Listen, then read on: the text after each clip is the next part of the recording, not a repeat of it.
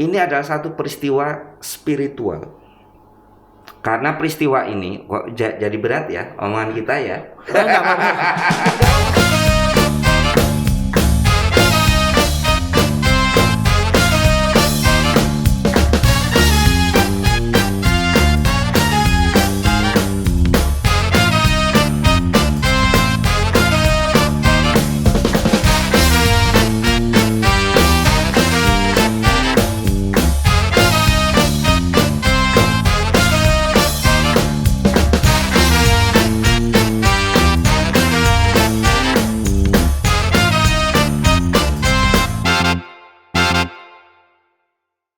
Halo, selamat pagi, siang, malam, kapanpun kalian ngeliat video ini nih.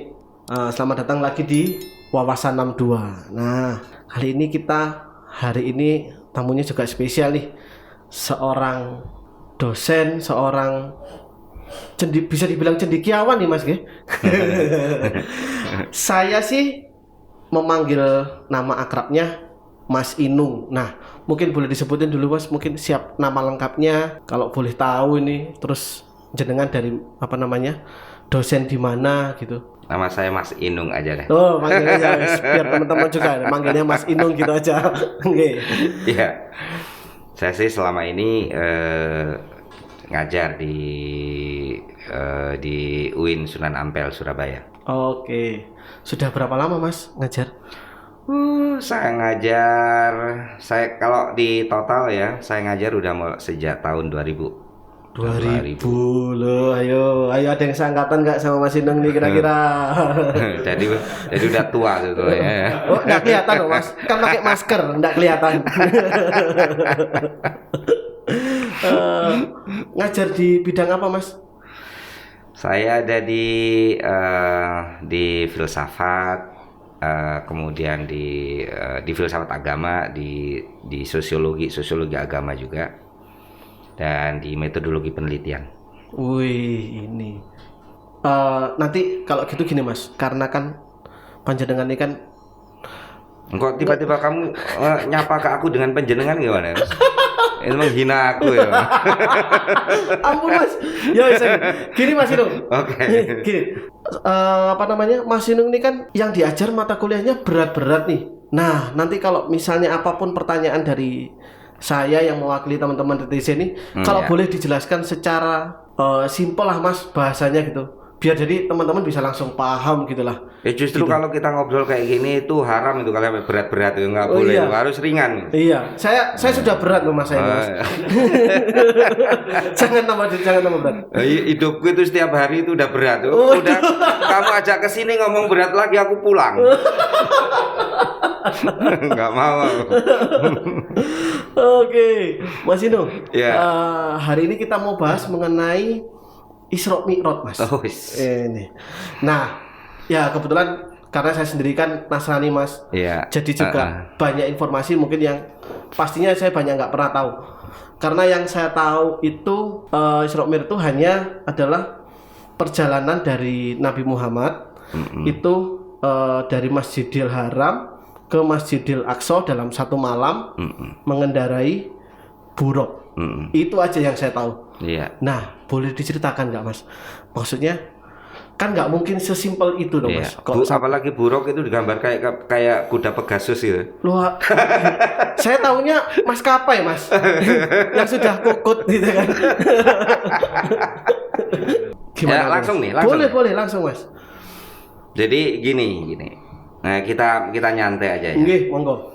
Jadi setiap agama, setiap kepercayaan, mau dibilang apa saja ya, mau agama, mau kepercayaan, mau keyakinan, mau apa saja sebetulnya nggak terlalu peduli. Iya. Itu selalu ada satu keyakinan tertentu yang sifatnya sangat spiritual. Selalu itu, dimanapun. Yang bagi orang dari sudut pandang keyakinan lain itu susah dipahami,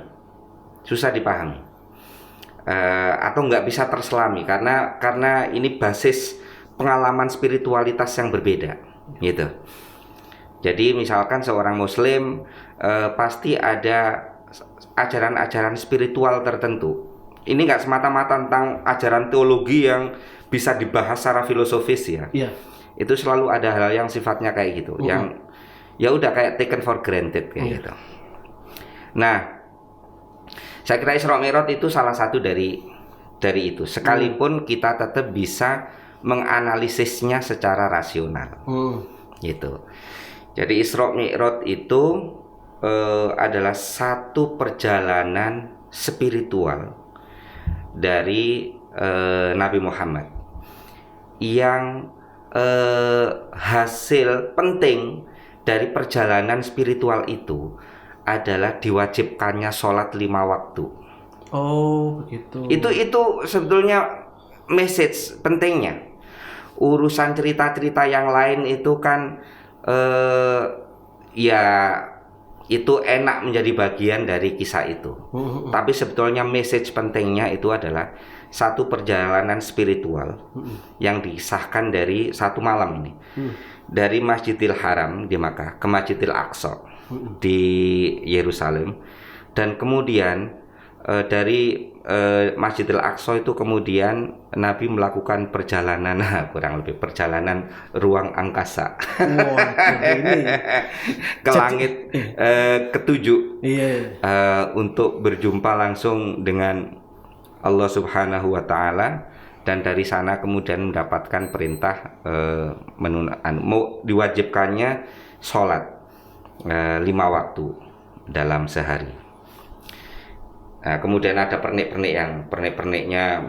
Terus Nabi ini perjalanannya naik apa nih? Naik buruk gitu. Kemudian buruk digambarkan kayak apa? Oh, buruk itu digambarkan seperti kuda yang dia berwajah manusia dan kemudian bersayap, yang kecepatannya itu luar biasa kecepatan ya itu pernik-pernik yang silakan diyakini, mau yakin ya nggak yakin ya nggak apa. Tapi satu hal bagi umat Islam itu yang harus diyakini adalah kewajiban sholatnya. Itu yang paling penting sebetulnya. Oh gitu. Yang kemudian sholat itu menjadi ibadah utama yang bisa dikatakan secara fisik untuk membedakan antara orang itu muslim dan tidak muslim itu adalah dari ritual sholatnya itu. Jadi sepenting itu sholat bagi umat muslim. Jadi di samping, jadi untuk menjadi muslim, aku nggak ngajak kamu jadi muslim ya, muslim nggak penting banget. Nah ini informasi mas. informasi mas. Ini informasi. Jadi mas, stempel pertama untuk menjadi seorang muslim itu kan syahadat, bersaksi bahwa tidak ada Tuhan selain Allah dan Muhammad adalah utusannya. Itu jika itu diucapkan tidak dengan terpaksa, tapi dengan kesadaran. Itu di titik itu juga sudah menjadi seorang muslim. Nah, ketika menjadi seorang muslim itu ada beberapa kewajiban. Nah, salah satu kewajiban yang paling penting itu adalah ritual sholat itu, ibadah sholat itu. Yang 5 kali dalam sehari. Kayak gitu. Kalau orang tidak melakukan sholat, ya tetap muslim.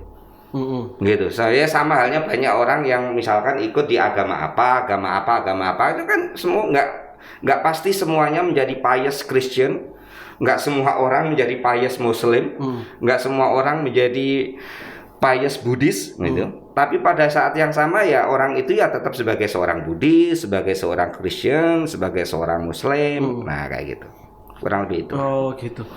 Kalau misalnya saya dengar dari beberapa, sebelum ngobrol sama Mas Inung ini, saya sempat nanya beberapa teman gitu yang Muslim, saya tanya kok ada macam-macam versi. Jadi itu hanya masalah versi aja ya Mas, masalah versi cerita ya. Iya. Ya jadi yang penting adalah message utamanya adalah tentang sholat 5 waktu. Iya, diwajibkannya sholat itu. Begitu. Oke Mas. Jadi macam-macam lah.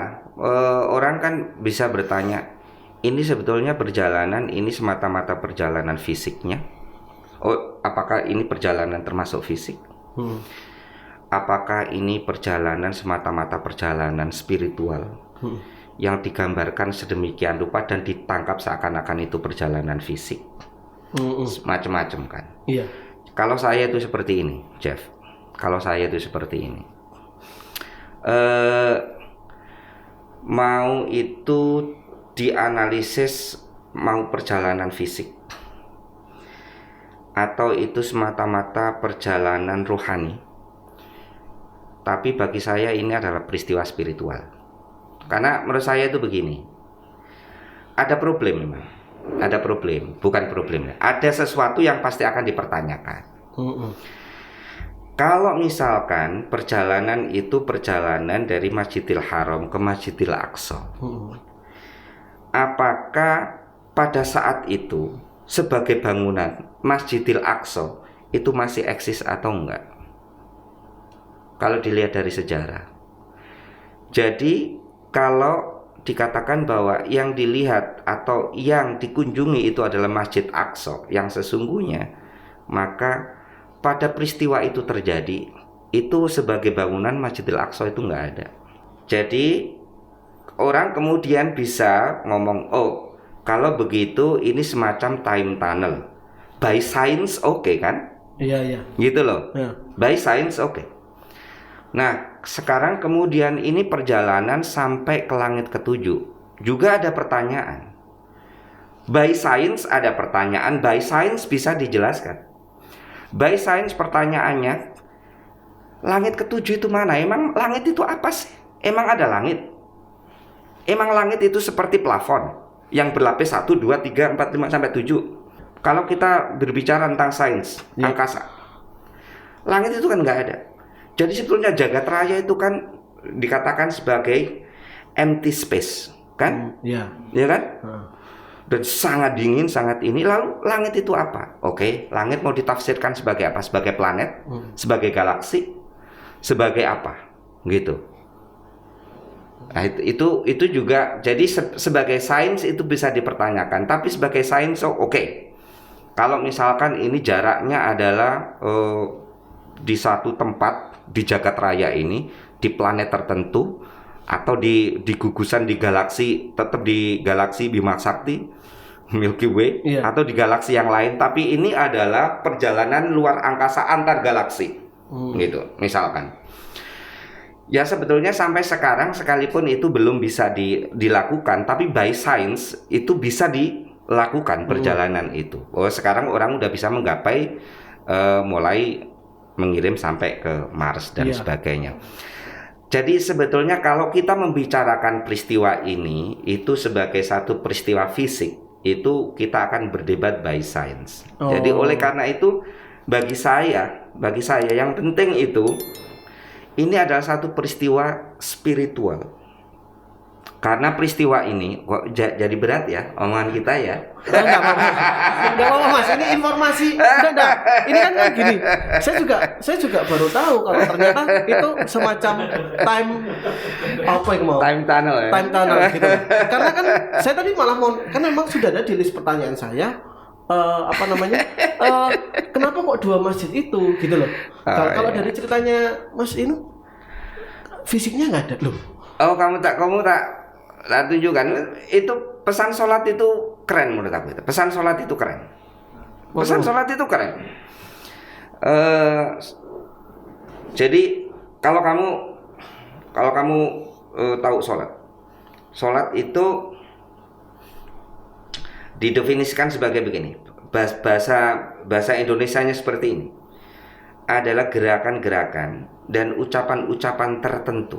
Itu berarti yang memang sudah ditentukan. Ini gerakannya yang diawali dengan takbiratul ihram dan diakhiri dengan salam. Itu definisi resmi dari sholat. Nah, karena sholat itu seperti itu, maka sholat itu selalu sejak sebelum itu diwajibkan, dan itu sejak sebelum kenabian Muhammad. Itu sebetulnya orang-orang Arab yang basis spiritualnya ini penting. Basis spiritual sesungguhnya itu dia refernya ke Ismail, putra dari Abraham, dan Abraham itu adalah bapak monoteis. Ingat itu. Iya. Abraham itu kan punya Ishak dan Ismail. Iya. Ismail itu kemudian yang menurunkan ini suku Arab. Arab sekarang. Jadi sebetulnya kalau kita belajar sejarah, Arab yang disebut Arab dari mana Nabi Muhammad lahir, suku Quraisy itu kalau dilacak itu sebetulnya enggak sungguh-sungguh Arab, tapi musta'ribah. Musta'ribah itu adalah orang yang ternaturalisasi sebagai Arab. Karena sebetulnya ini keturunan dari Ismail dan Abraham.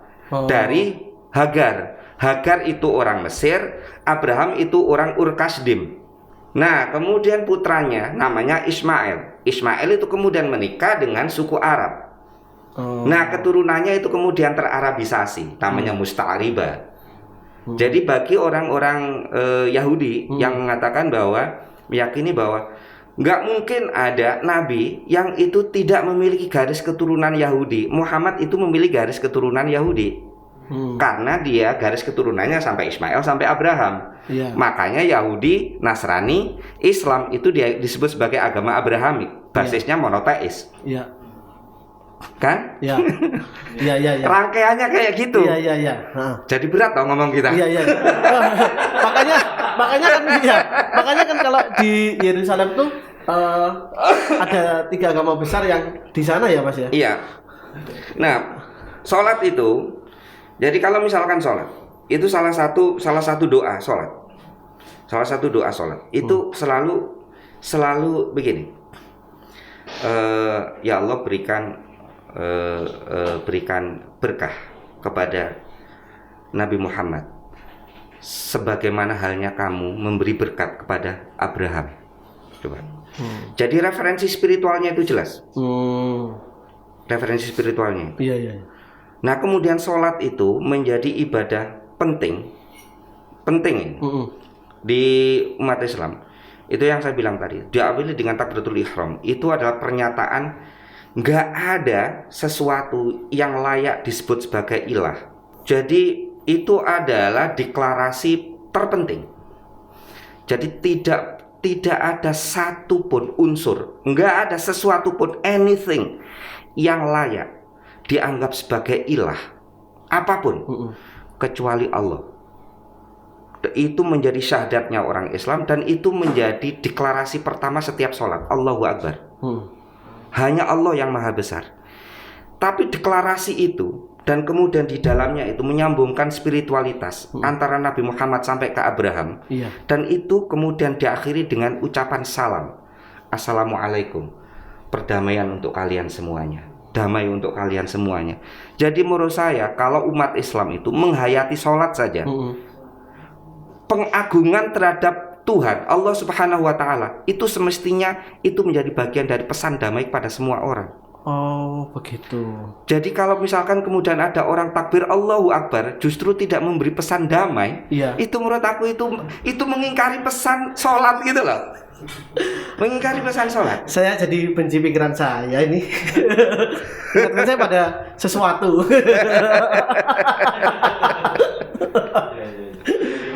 Jangan. Jangan, Mas. Kita lanjutkan tadi aja masalah masalah pesan damai ini tadi aja, Mas. Karena kan kita Bhinneka Tunggal Ika ini tadi. Iya. Gitu. Oh, jadi sebegitu dalamnya ya, Mas ya. Itu yang tadi Mas Inung bilang masalah yang awalan sholat itu dilakukan benar-benar di awal sholat ya, Mas. Bukan yang beda cerita dengan yang azan tiap tanda sholat itu beda lagi ya, Mas? Azan itu kan sebetulnya hanya berfungsi untuk memanggil orang untuk berjamaah sholat. Oh, begitu. Jadi azan itu fungsinya kayak gitu. Azan itu jadi di umat Islam itu sholat itu memiliki waktu yang jelas. Kalau subuh pagi ya, sholat pagi itu subuh. Kemudian itu mulai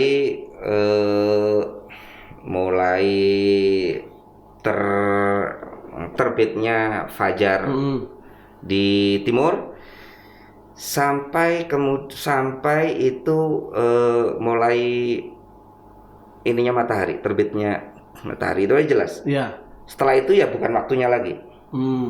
Kemudian nanti zuhur setengah hari di siang ya. Itu juga ada waktunya.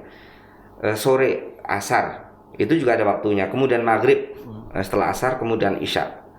Itu ada waktunya semuanya. Nah, untuk waktu ini orang Islam itu nggak perlu dikasih tahu dari azan, karena orang Islam itu sudah tahu bahwa itu waktunya. Ada azan atau nggak ada azan, itu waktunya sholat ya sholat. Nah, azan itu kemudian digunakan untuk satu, ya untuk menandai, ini loh udah waktunya masuk waktu sholat. Oh iya. Gitu. Tapi juga banyak azan-azan yang tidak selalu tepat di awal waktu sholat. Oh. Jadi misalkan dulu di kampung banyak sekali sekarang ya. Misalkan ya jam 3 misalkan, enak-enakannya jam 3 sore itu mulai masuk sholat asar. Ya. Orang bisa azan asar pada jam 4. Karena azan ini tidak digunakan untuk menandai masuknya waktu sholat asar, tapi sekedar untuk memanggil Allahu Akbar, Allahu Akbar. Yuk kita sholat jamaah yuk di masjid gitu. Nah itu jam 4. Mengapa? Karena jam segitu itu orang-orang baru pulang dari sawah. Oh gitu. Gitu loh. Jadi itu banyak yang jadi untuk waktu sendiri kita udah tahu ini udah waktu masuknya. Ini masuknya. Jadi mispersepsi ya Mas. Bisa iya. Iya. Ya banyak sekali lah. Ya kayak misalkan orang Islam juga nggak tahu untuk apa ada lonceng di gereja. Kita juga nggak tahu kan. Iya. Dong gitu. Orang-orang yang udah penuh kebencian itu ngapain pakai lonceng itu ini kayak gitu. Sebetulnya kalau hanya sekedar nggak tahu itu bisa kita kasih tahu. Tapi kalau orang benci itu sudah susah menghilangkan dari hati. Mas, padahal kalau bahasanya, padahal harusnya kalau meminjam bahasanya anak-anak kekinian ya, benci itu padahal benar-benar cinta. Mas. Itulah. Iya. Jadi nggak perlu nunggu waktu sholat. Nunggu azan jadi nggak perlu ya? Nggak perlu. Iya. Perlu. Itu. Terus kenapa kok di hasil kejadian ini hasilnya keluarnya 5 waktu Mas? Kenapa nggak lebih banyak atau lebih sedikit begitu? Ada beberapa kisah ya. Ada beberapa kisah.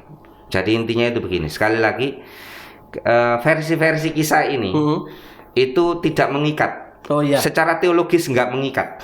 Mau percaya atau nggak percaya itu nggak akan mengubah iman Islamku. Iya betul. Nggak mengikat. Iya. Karena ini hanya versi cerita aja. Iya. Ada orang percaya monggo, nggak percaya monggo. Jadi intinya itu begini. Di dalam hukum Islam itu begini. Ada dua kaidah. Untuk hal yang sifatnya non ibadah, semuanya boleh. Nah, enak dong. Semuanya boleh.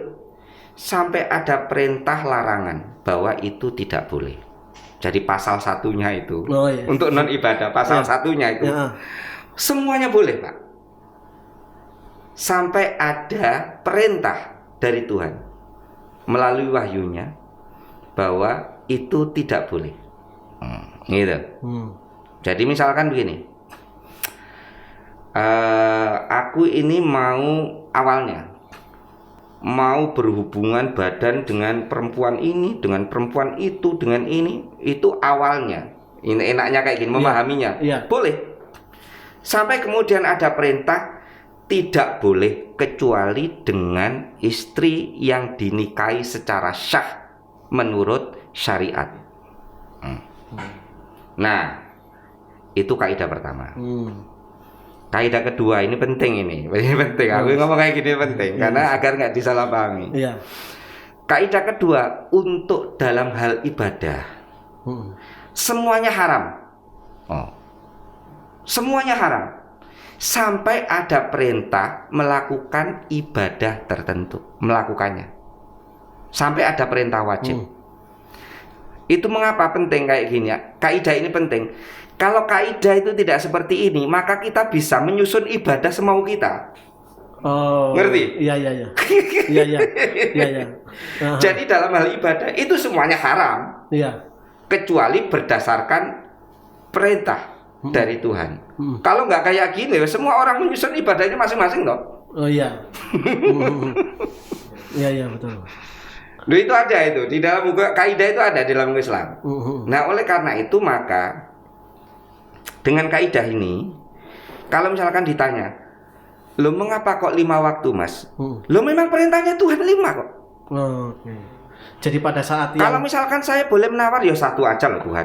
Tapi kan saya kena hukum yang pertama tadi, Iya. kaidah Iya. bahwa untuk masalah ibadah itu semuanya haram, no. Iya. Mas Inung, semuanya haram kecuali memang yang diperintah oleh Tuhan. Iya. Nah, perintahnya Tuhan itu apa? Wajibmu itu 5 kali dalam sehari. Nah, di antara 5 wajib itu ada sekian banyak sunnah, Pak. Sholat sunnah. Yang sholat sunnah itu maksudnya adalah kalau dikerjakan dapat pahala, kalau enggak ya enggak. Nah, itu ulama-ulama itu strict. Kalau ada sampai yang mewajibkan hal-hal yang sifatnya sunnah tadi, padahal enggak diwajibkan oleh Allah, itu dosa besar mewajibkan itu. Sekalipun itu mewajibkan kepada murid. Misalnya iya. di sekolah-sekolah yang IT itu, Islam terpadu itu. Atau di pokoknya di asrama apa itu. Wajib sholat ini, padahal Tuhan itu tidak pernah mewajibkan sholat itu. Nah, oleh para ulama itu hal-hal kayak gitu itu dianggap itu dosa itu. Mau Tuhan saja gak mewajibkan, kok kamu wajibkan. Nah, yang diwajibkan Tuhan itu hanya 5. Iya. Jadi kalau pertanyaan kamu mengapa kok 5? Loh, aku kalau mau menawar cukup 1. Tapi kan aku terkena kaidah itu. Iya. Nah, gitu. Nah, tapi sebagai versi cerita, Pak, di Isra Mi'raj itu di langit keberapa gitu. Nabi Muhammad itu ketemu dengan Nabi Musa. Ditanya, "Kamu diperintah berapa kali dalam sehari?" 50 kali dalam sehari. Wes umatmu enggak Jadi ini kuat. pembicaraan Nabi Muhammad dengan Nabi Musa. Nabi Musa. Oh iya. Nabi Musa itu ngajarin. Iya. Ngasih tahu Nabi Muhammad. Iya. Umatku yang kuat saja enggak kuat, apalagi umatmu yang lemah-lemah itu. Kamu tawar. Jangan sampai 50. Kamu balik lagi ke Allah, kamu nawar, mbok jangan sampai 50 gitu. Nabi Muhammad kemudian nawar, bolak-balik nawar, akhirnya sampai ketemulah 5. Tapi ini hanya versi cerita saja. Yang versi ini itu mau dipercaya atau nggak dipercaya itu nggak berpengaruh dengan keimanan. Karena intinya itu, sekali lagi intinya itu adalah diwajibkannya sholat 5 waktu. Nah, kalau ditanyakan mengapa kok sholat itu 5 waktu, ya suka-suka Tuhan. Oh iya, kalau itu dalam hal ibadah itu memang kayak gitu. Iya betul. Karena semuanya haram. Mau semuanya aja haram kok. Tiba-tiba aku pengen, aku mau sholat sambil apa gitu. Ya haram. Itu. Jadi biar kita nggak suka-suka membuat ibadah sendiri. Jadi saya kira ya sebetulnya sekalipun kaidah itu ada di dalam Islam. Sebetulnya kaidah itu kaidah rasional, kaidah logis yang biar terjadi di mana-mana. Untuk urusan non ibadah ya semuanya boleh sampai ada perintah larangan. Betul. Untuk hal ibadah semuanya haram sampai ada perintah kewajiban. Nah, itu kaidahnya. Iya Mas. Oke. Wah, ini menarik, ini informasi. Saya yakin buat teman-teman yang non muslim pasti informasi yang bagus ini. Ya, jadi biar makin memahami satu sama lain gitulah Mas. Ini saya mau nanya nih, ada teman yang menceritakan tentang sholat itu tentang mengenai hablum minallah dan hablum minanas. Ini betul nggak saya pelafalannya ya? Kalau salah, mohon maaf loh Mas. Anggap saja benar. Gitu. Salah juga kamu nggak dosa. Itu ya hanya bahasa Arab saja. Oh gitu ya Mas. Gini, mau nggak dijelaskan Mas? Hablum minallah itu maksudnya adalah hubungan dengan Allah. Hablum minanas itu hubungan dengan manusia. Biasanya dijelaskannya kayak gini. Agama itu selalu memiliki 2 aspek, yaitu aspek vertikal dan aspek horizontal. Kayak gitu lah ya. Iya. Aspek vertikal itu adalah aspek hubungan dengan Tuhan, yang itu sifatnya sangat privat, sangat pribadi dan sangat unik, dan nggak bisa diintervensi oleh apapun, oleh siapapun. Bahkan di dalam satu agama itu bisa jadi pengalaman ketuhanan yang sifatnya sangat pribadi itu bisa berbeda-beda. Orang bisa diajarin tentang definisi Tuhan itu seperti ini, gitu. Ajaran teologi yang kita yakin itu seperti ini. Tapi pengalaman ketuhanan itu sangat unik, sangat privat. Dan bisa jadi juga susah untuk diutarakan dengan kata-kata. Makanya ada seorang ulama besar di dalam Islam yang mengatakan, saya masih agak sedikit ingat. Kana makana mimma lastu adkuru faqul khairan wala tas'al 'anil khabari. Wah, ini subtitlenya nggak muncul ini. Nggak muncul di depan saya. Muncul, ya. Jadi dia mengatakan pengalaman ketuhanan itu sesuatu yang tidak mungkin aku utarakan dengan kata-kata. Pokoknya dia ngomong, pokoknya baik, indah, dan jangan lagi tanya. Gitu. Iya. Karena kalau pengalaman spiritual kan setiap orang pasti berbeda-beda, ya, berbeda. Nggak bisa sama, ya. Iya. Nanti berbeda. Nah, sholat itu salah satu Nabi Muhammad mengatakan bahwa sholat itu adalah mi'rajnya umat Islam. Kan kita ngomong Isra Mi'raj. Iya, Isra itu perjalanan, Isra-nya itu adalah perjalanan dari Masjidil Haram ke Masjidil Aqsa. Iya. Mi'rajnya itu adalah perjalanan menaik ke langit ketujuh tadi itu. Nggak usah ditanyakan langit ketujuhnya itu nggak relevan. Itu bukan poinnya. Iya. Yang ingin berjumpa dengan Allah itu. Yes. Aku kan lebih menitik beratkan ini pengalaman spiritual. Dan saya nggak mau debat tentang masalah fisik. Fisik itu bisa dibela bahwa ini perjalanan fisik berdasarkan sains, juga bisa ditolak berdasarkan sains. Nah gitu. Karena itu bukan poinnya. Jadi nah, di dalam perjalanan spiritual ini menemui Allah ini itu didampingi oleh Gabriel. Itu malaikat Jibril itu the leader of angels. Kan? Gabriel kan dianggap dalam tradisi agama Abrahami kan seperti itu. Tapi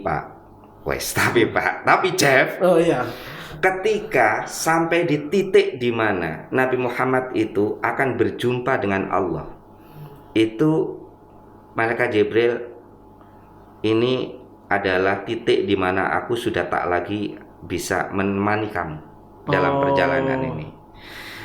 It's your own experience. It's your own position. Jadi kalau misalkan kita mau tafsiri secara simbolik, pada akhirnya pengalaman ketuhanan itu pengalaman yang paling privat dan nggak bisa disertai oleh siapapun. Nah, Nabi Muhammad mengatakan sholat itu adalah mi'rajul mu'minin. Sholat itu adalah mi'rajnya kaum mukmin, kaum umat Islam maksudnya. Itu mi'rajnya. Karena sebegitu pentingnya, maka kemudian dan itu diwajibkan oleh Allah. Setidak-tidaknya 5 kali lah kamu memiliki pengalaman yang privat tentang Tuhan itu. Pagi ketika kamu mengawali harimu, dan kemudian sesibuk apapun di tengah hari kamu perlu mengingat Allah. Perlu memiliki pengalaman itu. Sore ketika kamu mengakhiri seluruh aktivitasmu, dan ketika kamu mengawali malam maghrib, dan kemudian di malam hari isya, itu bisa waktunya sampai subuh sampai pagi, terserah kamu mengambil waktu kapan. Jadi sebelum tidur ya Mas. Istilahnya gitu ya. Ininya kayak gitu. Bahwa orang tidak mesti ketika sholat itu memiliki pengalaman ketuhanan yang so intense, so private. Iya, tapi bahwa di dalam Islam Tuhan itu memberi fasilitas loh untuk itu. Untuk itu. Jadi itu ada dimensi kayak gitu. Makanya ketika mengawali sholat itu deklarasi yang menurut saya luar biasa, karena Allahu Akbar itu, ya Allah, aku bersaksi itu nggak ada yang lebih besar dalam hidupku itu. Bukan pekerjaan, bukan penghasilan, bukan status, bukan siapapun, bukan aku, bukan apapun. Tapi hanya kamu. Dan satu-satunya kamu. Nggak ada yang lain. Selalu seperti itu. Nah, tapi ketika mengakhiri sholat, itu Allah itu kayak kemudian mengingatkan kembali, oke, kamu udah sowan loh ke aku, kamu udah menghadap aku. Dalam situasi yang sebegini intim, sebegitu privat, saatnya kamu menebar salam kepada sesama. Itu hablum minan nasnya. Assalamualaikum warahmatullahi. Menoleh ke kanan. Assalamualaikum warahmatullahi. Itu salam kedamaian dan berkah Tuhan untuk kalian semuanya. Untuk kalian semuanya. Jadi menurut saya, kalau orang itu memahami filosofi sholat, nggak hanya filosofi kopi. Wes ini film loh ini jadinya Mas, promo kok. Iya. Dan kemudian sholat itu adalah ibadah utama. Sholat itu ibadah paling utama. Kamu tak tunjukkan sholat itu ibadah paling utama. Orang itu nggak boleh meninggalkan sholat. Iya. Nggak boleh. Satu-satunya keadaan yang orang itu diperbolehkan meninggalkan sholat itu jika dia sudah kehilangan hakikat kemanusiaannya. Misalkan orang nggak punya kesadaran, itu kan orang pada dasarnya kan kehilangan ini. Orang gila, itu nggak wajib sholat. Orang lupa, gitu. Orang tertidur, gitu. Orang tertidur itu ya mau dibunuh orang ya. Hanya itu aja. Yang nggak boleh. Tapi dalam keadaan apapun itu tetap harus sholat. Sebegitu pentingnya sholat itu. Misalkan sholat kan kita siapkan berdiri. Ya Tuhan, aku nggak bisa berdiri. Oh, silakan duduk. Silakan dilakukan dengan duduk. Kamu kok nggak bisa dengan duduk? Silakan dengan tidur. Tapi tetaplah sholat. Aku ini tidur aja, tidurku udah nggak sesuai dengan tidur dalam posisi seharusnya untuk sholat. Wes terserah kamu tidur kayak apa saja. Cukup berkedip. Untuk menunjukkan pergantian gerakan. Allahu Akbar. Jadi, tapi untuk yang lain-lain itu boleh ditinggalkan. Zakat kan wajib. Tapi kalau kamu nggak punya uang, kamu nggak wajib zakat. Haji wajib. Tapi kalau kamu nggak mampu, ya nggak wajib. Tapi sholat itu sepenuhnya wajib, gitu. Mas. Dan kemudian kita melihat posisi sholat sebegitu pentingnya, dan kemudian kita membongkar bagaimana pesan sholat yang diberikan Allah kepada kita. Itu bagi aku yang seorang muslim itu keren banget, Pak. Itu indah banget. Makanya aku itu nggak bisa terima bagaimana orang mengagungkan Allah dengan Allahu Akbar, dan kemudian orang ini menjadi orang yang sangat rajin sholat, tapi dia menjadi orang yang menebar kebencian kepada sesama manusia. Itu aku nggak terima itu. Nggak terima. Karena mestinya pesannya nggak seperti itu kok. Kok jadinya seperti ini tuh gimana? Gitu. Nggih, Mas. Jadi kalau boleh ini kalau salah nggih mohon dibetulkan ya, Mas. Apa yang sudah sampean ceritakan berarti sholat ini bisa jadi semacam perjalanan spiritual umat muslim, seperti yang Nabi Muhammad lakukan ketika Isra Mi'raj tadi ya, Mas.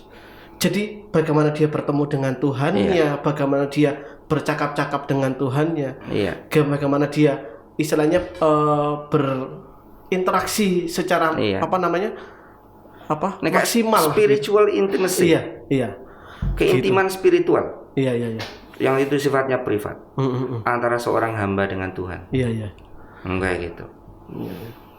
Ya kayak kurang lebih kayak gitu. Makanya Nabi Muhammad pede banget. Ya sholat itu mi'rajul mu'minin. Sholat itu ya mi'rajnya. Aku tuh kayak gini Nabi Muhammad.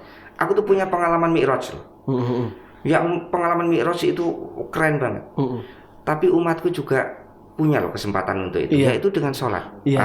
Kurang lebih kayak gitu. Iya.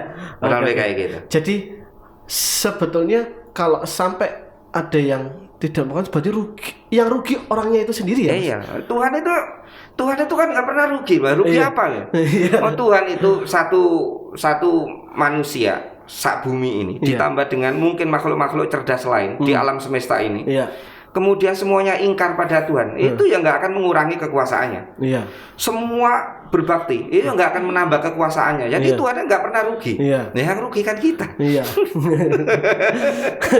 Ya ini jadi pesan penting ini buat teman-teman yang Iya. Muslim ya. Jadi jangan sampai meninggalkan sholat ya. Itu. Dalam rangka Isra Mi'raj ini, Mas, ada nggak maksudnya pesan nih buat teman-teman milenialnya kah atau mungkin yang pasti kami sih pengennya buat saya nggak tahu pasti sih. Ya. Pasti ada juga teman-teman yang lain yang nggak tahu dengan informasi ini akan jadi lebih paham. Apa sih yang bisa disampaikan agar Indonesia juga makin paham bahwa dalam Bhinneka Tunggal Ika ini kita semua itu damai gitu loh, Mas. Gitu. Aku tuh selalu punya ini favorit ya. Punya Quote. hadis ini sebetulnya. Oh, hadis. Hadis. Oke. Ya tapi hadis itu kan bisa kita quote kan. Oh, iya, Quote betul, itu kan betul. juga bisa. Quote itu kan bisa dari Kutipan itu kan sebenarnya kutipan. Ya, betul. dari berbagai. Ya. Tapi ini hadis. Jadi bunyinya itu gini. Irhamu man fil ard, yarhamkum man fis sama. Cintailah orang-orang yang di bumi, maka engkau akan dicintai oleh zat yang di langit. Jadi kalau kita itu pengen dicintai Tuhan, maka kita harus mencintai makhluknya. Gitu. Iya.